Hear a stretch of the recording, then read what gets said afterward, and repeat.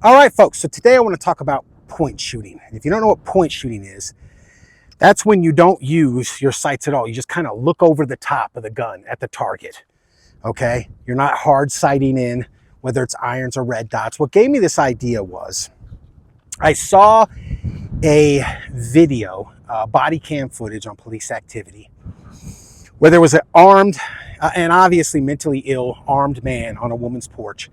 Cops came up, and when the cop walked up, you could see from the ring camera, I believe on the porch, he had his gun up like this. So he wasn't, and I believe the handgun was equipped with a red dot, but he wasn't even using that. He wasn't looking in, he wasn't pointing, he was just pointed like this at the guy. Now they were within, I think, 3 yards of each other.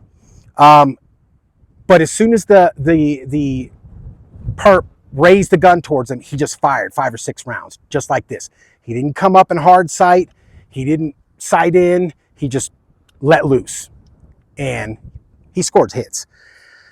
Also, I did a video where I talked about why I think iron sights in a military context are better than pistol-mounted red dots, just for what they have to go through, like we're seeing in Ukraine with muddy trenches and winters and real rough, and I don't believe a military that's going to purchase 500,000 pistols is going to equip all of them with red dots. So what I'm going to do today, I'm going to do an experiment. As you might have seen, I have some painter's tape in my hand. We got a target at 7 yards. We got a 3-inch shoot and see. I'm going to fire a 3-round group, my HKP 30 with the LEM trigger, and then I'm going to fire a couple of double taps at it, just real fast, just to kind of get a baseline of what the pistol is capable of. We are at about 7 yards here. And then I'm going to put painter's tape on the front and rear sight, so I can't use the sights. And I'm going to point shoot. I'm just going to look over the top of the gun, do the same drill. I'm going to try to fire 3 rounds for accuracy and then 2 double taps. So there should be a total of 14 rounds fired with this. And we're going to see if accuracy suffers to the point where at this distance, which is commonly considered the average distance for a self-defense shooting, we're going to see if it makes that much of a difference, where in an emergency situation, you just point your gun and look over the sights and bang.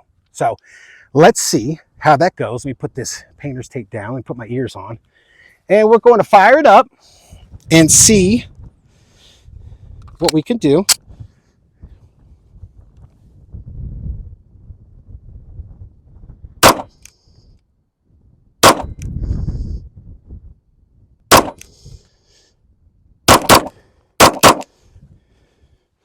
Okay, I hope you guys can see that.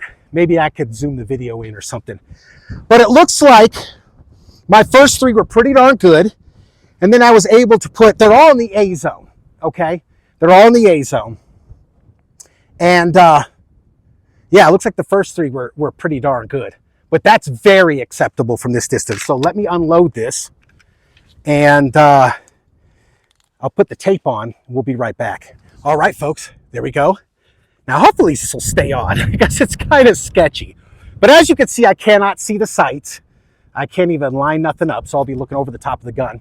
We're going to do the same drill. I'm going to attempt to fire 3, I guess, aimed shot group, and then I'll fire 2 double taps, and we'll just see how it goes.